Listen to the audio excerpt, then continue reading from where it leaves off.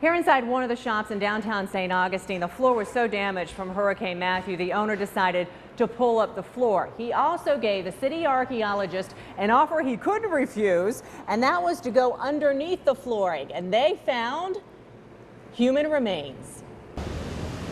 Inside the tall yellow building on King Street, the one with A1A Ale Works, an archaeological amazement. It's a unique opportunity, and I think of it as once in a lifetime. St. Augustine archaeologist Carl Halbert Let's try to get down in here. and his team of volunteers found a human skeleton. First they found The right elbow. and then the skull, ribs, and arms. And then We have that individual right over there. it was a second person. And outside of the building, So that's why I stopped right there. on the other side of the store's wall, a third burial. This is the left femur, this is the left tibia, and this is the kneecap. And then a skull of a fourth person. It's flattened, it's been crushed.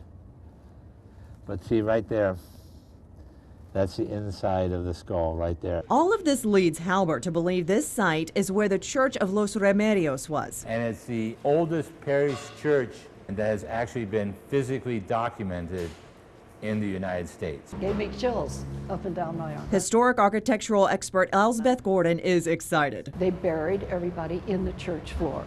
That was consecrated ground, of course. Based on pottery and ceramics found near the bones, Halbert estimates these people were buried between 1572 and 1586, just 20 years after St. Augustine was founded. And they could have possibly been on Spanish ships that first came over with St. Augustine's founder. So you may be looking at some of the early colonists in St. Augustine's history here. This definitely could be some of the first Europeans to settle in North America.